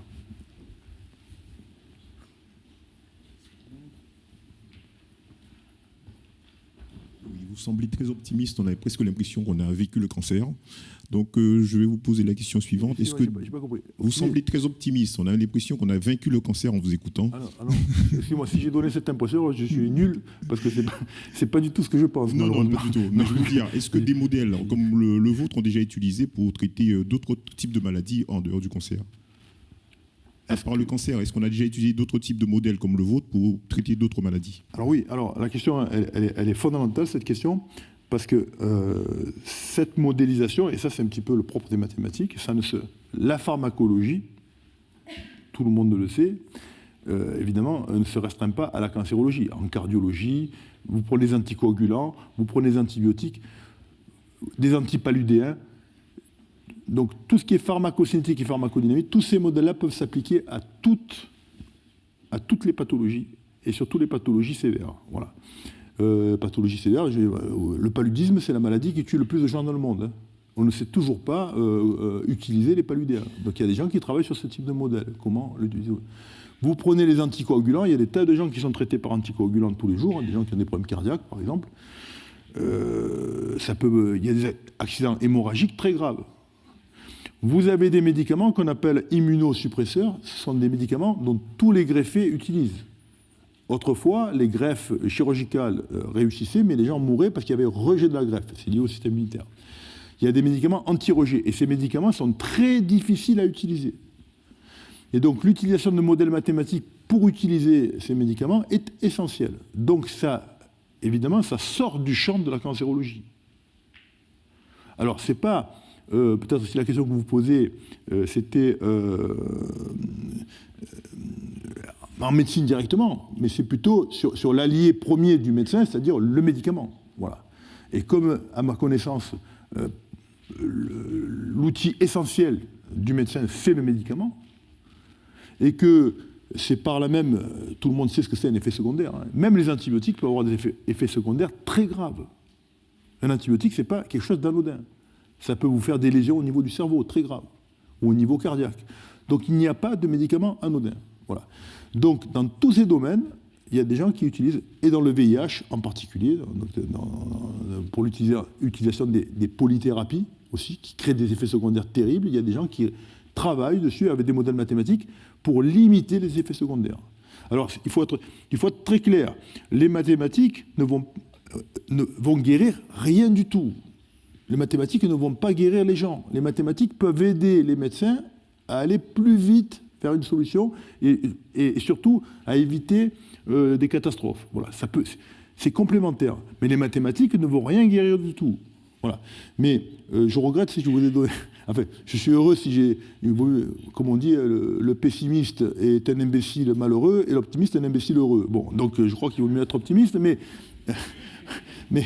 donc tant mieux si vous donnez de l'optimisme, mais je voudrais quand même modérer, si c'est l'impression que j'ai donnée. Hélas, il y a encore beaucoup de problèmes à résoudre, en particulier pour le cancer. Après, je ne parle même pas des pathologies dites neurodégénératives, sur lesquelles on connaît encore beaucoup moins que sur le cancer. Les Parkinson, les Alzheimer, les SLA, voilà. Alors là, il y a tout un champ à découvrir, et là aussi, il y a des... Alors là, c'est pour le coup... moi aussi, je travaille un peu dessus. Il y a des modèles mathématiques avec les biologistes, mais là, c'est théorique. Là, c'est plus pour le médicament, c'est pour comprendre au niveau des neurones ce qui se passe. Voilà. Donc là, c'est sur la maladie. Mais là, c'est vraiment théorique. Hein. Il y a pas de... On est encore loin des applications. Voilà. C'est juste quand on voit la précision des formules que vous utilisez, et surtout je ne vois pas qui me parle. C'est moi. Et surtout de l'influence des paramètres qui sont étudiés. Moi, je me demandais, c'est le médecin ou c'est vous, enfin le mathématicien, qui va trouver avec précision l'influence des différents paramètres? Ah non. C'est un travail d'équipe. Bon, chacun doit rester dans son domaine. Le médecin ne peut pas... Bon, sauf si la personne, il peut y avoir des gens qui ont double formation. Il y en a de plus en plus, parce qu'aujourd'hui, il y a des passerelles, etc. Et dans mon équipe même, j'ai 2 jeunes chercheurs qui seront les deux. Hein. Ce sont des gens qui ont une formation scientifique mathématique et qui ont fait ce qu'on appelle la passerelle et qui maintenant sont en 5e, 6e année de médecine. Ils ont trentaine d'années, ils sont brillants. Et donc ces personnages, je suis très content, bientôt, ils auront double formation. Voilà. Mais sinon, c'est pas possible. Mais c'est pas ça. Alors, vous posez la question donc, au niveau des paramètres. Non, ce qu'on demande aux médecins, c'est de nous fournir les données qui, à nous permettront d'estimer les paramètres. Ça, oui, les meilleures données possibles. Et ça, c'est pas toujours facile. Voilà. Donc, de se mettre dans des conditions, voilà. Et c'est pas facile du tout, parce que le médecin, il a un problème que nous n'avons pas, c'est qu'il doit soigner des gens, et beaucoup de gens. Donc, il y a des réalités qui n'appartiennent pas aux mathématiques. C'est-à-dire que les journées n'ont que 24 heures, vous avez comment dire, une affluence terrible, parce que malheureusement, cette maladie, le niveau de cancer augmente, donc les centres anticancéreux sont pris d'assaut. Et puis, bon, il n'y a pas toujours le personnel qu'il faut, donc il y a de gros problèmes, je dirais, hors scientifiques. Et puis après, il y a des... Vous voyez, par exemple, moi, je travaille sur un examen qu'on appelle le PET scan. Hein, bon, j'aurais pu montrer, c'est intéressant, ça aussi, il y a des mathématiques qui interviennent. Le PET scan, c'est le couplage entre un scanner et tomographie par émission de positrons. C'est deux examens qui permettent de détecter des tumeurs un petit peu plus petites en cartographiant les zones qui sont le plus glucophages, qui absorbent le plus de glucose. Eh bien, j'ai mis une méthode au point qui est intéressante, mais cette méthode nécessite, quand le patient est sur la table, 4 prélèvements sanguins, sachant que c'est de l'iode, du FDG radioactif, du fluor radioactif, et qu'on ne peut pas faire ça. En théorie, ça marche. Donc, ce qui est intéressant dans cette étude-là, puisqu'elle est publiée et tout, c'est qu'on sait faire maintenant, on sait comment caractériser la tumeur, ça c'est bien. Mais j'ai un autre travail à faire maintenant, c'est de réduire les 4 prélèvements à 1 prélèvement, voire à 0 prélèvement. Parce que sinon, on ne pourra jamais appliquer cette étude-là, pour 2 raisons. La première, c'est qu'il n'y a aucune infirmière, elle aura tout à fait raison, qu'il fera les prélèvements, parce que chaque fois qu'elle fait un prélèvement, elle s'irradie. Et donc, 4 prélèvements pour un individu, c'est pas grave, mais elle va en faire toute la journée. Donc, les règles de radioprotection vont interdire ça. Et deuxièmement, vous allez encombrer les chaînes des hôpitaux. Personne ne pourra faire ça. Donc, vous avez une méthode qui, mathématiquement ou scientifiquement, est bien, mais elle est irréalisable en réalité. Donc, il y a des contraintes, voilà, qu'on ne peut pas, nous... Mais le médecin va vous dire, par exemple, attention, si votre modèle vous dit que le médicament doit être perfusé de minuit à 3 h du matin, ça ne sera pas possible. Parce que dans le service, personne ne fera une perfusion de minuit à 3 h du matin. Voilà. Si on vous dit que le malade doit revenir le lundi de Pâques, il ne reviendra pas, le malade, le lundi de Pâques. Voilà, il y a des tas de trucs comme ça. Voilà. Et ça n'appartient pas aux mathématiques. Donc, bon, ça, c'est les trucs les plus anecdotiques. Mais il y a des réalités qu'on doit mettre, ce qui veut dire qu'on ne fait pas de l'optimalité, on fait de la sous-optimalité. Les mathématiques donnent des solutions magnifiques, peut-être, mais irréalisables. Et ça, on ne peut pas les contourner. Voilà. Merci.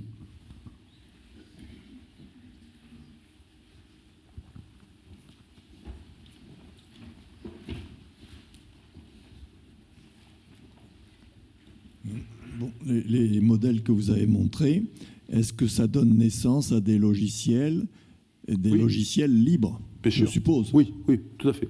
Tout à fait. Il y en a. Il y a un logiciel qui fait par l'INRIA qui est magnifique, il s'appelle Monolix, qui est libre. Voilà. Puis il y en a d'autres qui sont... Voilà. Il y en a... Plus on avance, plus il y en a. Voilà. Et le logiciel, c'est une chose. Ce qu'il y a de plus important, c'est la formation des gens. Voilà. Ce qu'il faut développer, c'est beaucoup pour les formations justement pluridisciplinaires. Parce qu'on peut avoir aussi des médecins qui, sans connaître les détails mathématiques, peuvent avoir assez de pertinence et d'habileté pour utiliser des logiciels de manière intéressante. Voilà. Et donc, il y a des formations qui existent. Moi-même, j'en fais, évidemment, mais il y en a d'autres. Et parce que le logiciel, c'est pas toujours facile à utiliser, même un logiciel. Voilà. Et de montrer comment... voilà. Oui, bien sûr, il y a les deux. Il y a à la fois la création de nouveaux logiciels est libre. Bon, il y en a aussi qui sont payants, hein, ne vous inquiétez pas. Mais il y a des livres qui sont très bons.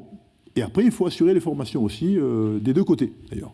Ça peut alimenter les deux. On alimente à la fois des mémoires de mathématiques à l'université qui sont intéressants et des mémoires en médecine. Moi, j'encadre beaucoup de thèses de médecine, par exemple. De thèses de médecine, thèses d'exercice. Voilà, de jeunes médecins qui veulent se familiariser avec ça. Voilà.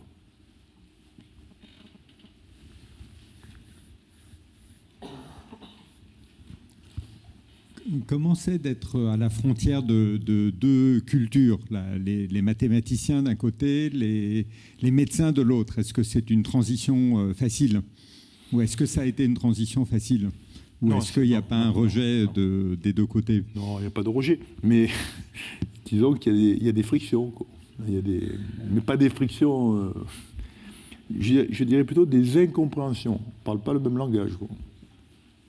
Mais, bon, moi je l'ai dit, il y a 100 ans que je fais ça, entre le moment où j'ai débuté aujourd'hui, c'est les jeunes qui débarquent, c'est super, quoi. Tout est rodé, quoi. Nous, c'était pas pareil. Nous, les quelques-uns où on était à faire ça, on était anecdotiques des deux côtés. On n'était plus rien. D'ailleurs, je ne suis plus rien, je ne suis plus mathématicien, je ne suis plus médecin, je ne suis plus rien. Donc, sauf que maintenant, ça ne me fait plus rien d'être plus rien. À l'époque, ça me gênait, parce que chez les mathématiciens, j'étais médecin, chez les médecins, j'étais biologiste, et chez les biologistes, j'étais mathématicien. Enfin, j'étais plus rien. Voilà. Donc, je suis toujours plus rien, mais je suis bien maintenant. Voilà. C'est ça. Non, mais le courant passe bien maintenant. Ouais. La preuve, c'est qu'on arrive on ne publie que dans des revues de cancérologie de très haut niveau. Donc, et la revue cancer, oui, c'est important je pense que c'est important de le dire. La revue Cancer et Cherche, qui est une revue évidemment dédiée à la cancérologie, comme son nom l'indique, qui est une des revues les plus prestigieuses dans le domaine. Hein. Elle a ce qu'on appelle un impact factor très élevé. C'est une revue de qualité. Eh bien, depuis quelques années, elle a une rubrique qui s'appelle Mathematical Oncology. Donc il y a une rubrique qui est dédiée spécifiquement aux mathématiques dans le domaine de l'oncologie. Ça prouve qu'il y a quelque chose qui s'est passé. Voilà. Et avec des papiers de très très haut niveau. De très très haut niveau. Des deux côtés d'ailleurs. Voilà.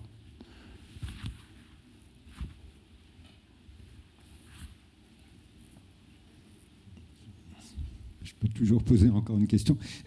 Que ce soit les équations différentielles, donc enfin, les systèmes différentiels qui interviennent ou les équations dérivées partielles qui interviennent, est-ce que les résolutions qu'on fait sont purement numériques ou est-ce qu'on a aussi des théorèmes, des trucs qui font plaisir aux mathématiciens Oui, il y a des trucs qui font plaisir aux mathématiciens aussi, mais ne font plaisir qu'aux mathématiciens.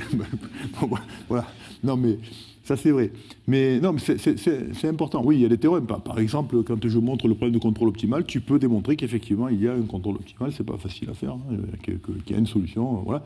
Mais des fois, c'est important de le faire aussi.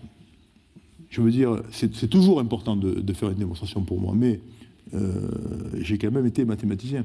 C'est toujours important de faire une démonstration. Mais c'est vrai que si tu veux, tu le sais bien, parce que tu es toi-même mathématicien, tu sais que le résultat est vrai, tu le sens, quoi. Je veux dire, ça dépend de ce que tu veux en faire. Vouloir absolument le démontrer, c'est pas quand ton objectif c'est de faire une application clinique, par exemple, tu n'es peut-être pas toujours obligé de le démontrer. Mais effectivement, il y a des tas de problèmes qui peuvent être, et puis ça peut être très difficile. Hein. On parlait de problèmes de stabilité, et puis il y a des problèmes très compliqués. Hein. Voilà. Mais il y a les deux.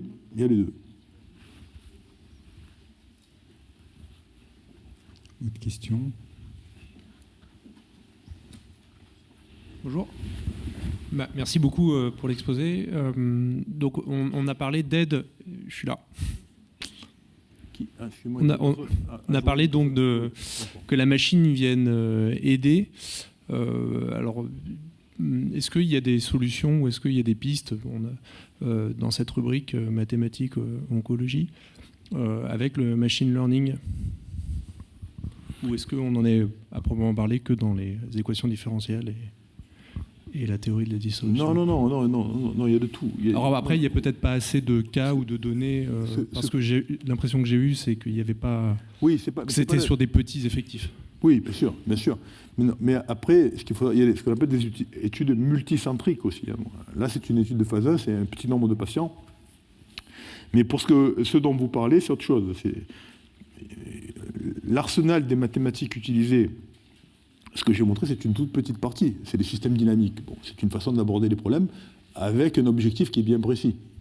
Mais après, il y a des tas d'autres choses, ce qu'on appelle plutôt de la bioinformatique, entre les mathématiques et l'informatique. Par exemple, typiquement, cherche des attracteurs booléens, par exemple, comme ça. Donc, pour essayer de voir à peu près, quand vous avez des cibles, un des gros problèmes, c'est que vous avez des cibles, donc comme je disais, et vous avez des médicaments pour bloquer les cibles. Mais les médecins ne savent pas quelles sont les meilleures cibles à bloquer. Donc il y a des gens qui travaillent dessus, très intéressant, des modèles à partir de systèmes booléens, comme ça, pour informatiser ça et voir si ça converge vers certains attracteurs qui vont vous dire, entre la physiopathologie et la physiologie, quelles sont les cibles qu'il faut le mieux bloquer pour bloquer la physiopathologie. Alors vous parlez plutôt des big data, quoi. C'est ça? Ou j'ai mal compris? Oui. Alors, voilà. Ça c'est un domaine qui est... alors, je ne sais pas si dans le cancer recherche il y a une publication, ça je n'ai pas vu, nécessairement. Cancer recherche, c'est pas tellement... je ne pense pas qu'il y en ait, parce que ce n'est pas tellement ce type de... pas qu'il soit péjoratif vis-à-vis de ça, mais ce n'est pas le scope du journal, quoi, voilà. Donc je ne pense pas, j'en ai pas vu, hein, mais peut-être qu'ils accepteront. Mais par contre, sur les big data, il y a un travail énorme. Moi, je ne fais pas ce travail-là, hein, c'est un travail à part. Et il y a des revues qui sont spécifiquement consacrées à ça, quoi, voilà. Mais pas qu'en cancérologie. Voilà. C'est, je crois, ce que fait Google en particulier. Les gens de Google travaillent beaucoup sur ce genre de choses. Voilà. Alors ça, c'est un travail assez extraordinaire. Mais bon, on verra ce qui va en sortir. Oui, alors, je sais pas, ça marche. J'aurais voulu savoir si dans le monde, il y avait beaucoup d'équipes comme vous, formées de mathématiciens, de médecins, qui font des recherches dans ce domaine. Oui, à l'heure actuelle, et je peux le dire, puisque quand on a débuté, il y avait très peu de gens. Oui, à l'heure actuelle, si on prend ne serait-ce pour prendre l'exemple de la France, dans les 2 écoles normales supérieures, enfin les deux, au moins les deux, enfin, disons, pour parler de Lyon, et ce qu'on appelait à mon époque Saint-Cloud et la rue d'Ulm, aujourd'hui vous avez Lyon et la rue d'Ulm, il y a des équipes de pointe, avec des mathématiciens de pointe qui travaillent là-dessus, par exemple. Mais dans le monde entier, ça s'est développé. Je parlais de l'équipe de Boston, c'est l'équipe de Folkman. L'équipe de Folkman est un médecin, hein, c'est une équipe vraiment médicale qui a recruté des mathématiciens justement pour... Donc dans le monde entier, effectivement, il y a des équipes qui sont... Voilà. C'est devenu vraiment une discipline internationale maintenant. Dans tous les pays, vous avez des... Et même les pays émergents. Hein. Par exemple, nous, on a une étude c'est sur les cancers des enfants, quoi. Hein. Et justement, pourquoi ils sont intéressés, eux, encore plus que nous, mais nous, on a intéressé parce que bientôt, on va être comme eux, c'est-à-dire que vu le coût des médicaments, il n'y a pas qu'un aspect, il n'y a pas que l'aspect thérapeutique, il est fondamental, mais il y a aussi l'aspect financier. Et donc, ces gens-là qui doivent soigner, en particulier en pédiatrie, ce qui est beaucoup plus touchant, et même n'importe quel être humain qui souffre, évidemment, c'est une abomination, mais un enfant, c'est encore plus dur. Enfin, moi, en tout cas, ça me touche beaucoup plus. Et déjà, ça me touche pour un adulte, évidemment. Et donc, ces gens-là sont obligés de se débrouiller avec les moyens du bord. Donc, ils revisitent des molécules qui ont... Vous voyez, il y a une molécule qu'on appelle l'endoxan, c'est un très vieux anticancéreux. Et en fait, cette molécule, finalement, on s'aperçoit qu'elle a des vertus que nous, on avait un petit peu gaspillé. Et maintenant, en la revisitant par le biais des modèles, etc., on arrive à la rendre intéressante, cette molécule. Et pour eux, c'est intéressant parce que ça ne coûte pas beaucoup d'argent. Donc des pays comme l'Inde ou d'autres pays pauvres, eh bien, peut-être que de chez eux, ou même sûrement, viendra des idées nouvelles parce qu'ils sont obligés de revoir des choses qui ne coûtent pas cher, que nous, on a foutu un petit peu en l'air. Enfin, on utilise encore l'endoxan en France, hein, mais qui ne coûtent pas cher, parce que justement, eux, ils ne peuvent pas faire autrement. Et donc, du coup, même des pays qui sont en voie de développement, émergents, je sais pas, j'ai pas la terminologie adaptée, vous m'excuserez, eh bien, même ces pays-là, au contraire, peut-être sont encore plus intéressés par ce genre de choses. Voilà. Mais pour nous, ça va devenir aussi un problème. Parce que ça, c'est pas un scoop. On parle de plus en plus du prix des médicaments anticancéreux, qui est colossal. Hein, qui est colossal. Il y a certains anticancéreux qui coûtent très très cher. Et les nouveaux, encore plus cher. Donc, vu que le nombre de cancers augmente, on va être devant un problème, c'est comment on va faire pour soigner les gens. Tant qu'on a la sécurité sociale, ça va.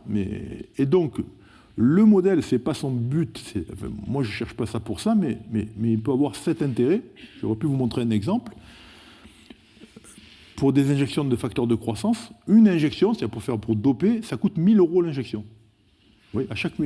Alors, si vous en faites 5, ça fait 5 000 € par cycle de chimiothérapie, quoi. Évidemment, peut-être que celui qui les vend, il a peut-être intérêt à ce que vous en mettez 5 ou 6. Tant qu'à faire, plus vous en mettez, je ne fais pas de procès d'intention, je dis peut-être. Mais si vous avez un modèle mathématique qui vous dit qu'avec 2 injections ou une, vous faites aussi bien qu'avec 5, vous voyez l'impact que ça peut avoir. Donc, ça, c'est, je dirais, un autre aspect du modèle mais qui est important, et il faut que les gens s'en rendent compte, et surtout les jeunes, parce que ça concernera encore plus que nous, c'est que le prochain problème que nous allons avoir devant, c'est le coût des médicaments. Et donc, savoir mieux gérer les médicaments, évidemment, c'est essentiel pour guérir mieux les gens, mais ça va devenir au moins autant essentiel pour pouvoir soigner tout le monde. En moyenne, un traitement pour le cancer, en moyenne, c'est 40 000 € par an. En moyenne. Il y a des boîtes de cachets, dans certains types de leucémie, qui coûtent 2 500 € la boîte. Pour un mois. La boîte. Vous voyez, c'est juste quelques ordres d'idée. Vous imaginez, à ce rythme-là. Donc, ça, c'est un autre aspect que je n'avais pas évoqué. Voilà. Mais j'étais venu par le biais de l'Inde. Voilà. Et donc, en Inde, il y a des programmes comme ça, et avec application sur les enfants, cancer pédiatrique, qui, évidemment, auront des retours pour nous aussi. Voilà. Oui. Bonjour. On fait beaucoup de progrès en ce moment. Je voulais savoir si vous aviez l'impression un peu de toucher au but, ou alors dans combien de temps est-ce que vous pensez qu'on pourrait trouver un remède fiable pour le cancer? Ce que vous disiez au monsieur, j'ai paru optimiste, je suis ni l'un ni l'autre, mais je ne suis quand même pas optimiste BA, parce que ce que je constate depuis, avec ma petite expérience qui remonte à 30 ans, c'est que j'en ai vu des époques où des nouvelles thérapies sont arrivées, comme j'ai vu à peu près tout, puisque c'est allé très vite, jusqu'aux immunothérapies, et chaque fois, il y a des déconvenus. Oui, parce que cette tumeur cancéreuse, c'est quelque chose qui, à mon avis, est très très vieux et qui a eu le temps de pratiquer un petit peu tout. Et donc, j'ai l'impression qu'elle s'amuse un petit peu avec nous. Vous voyez.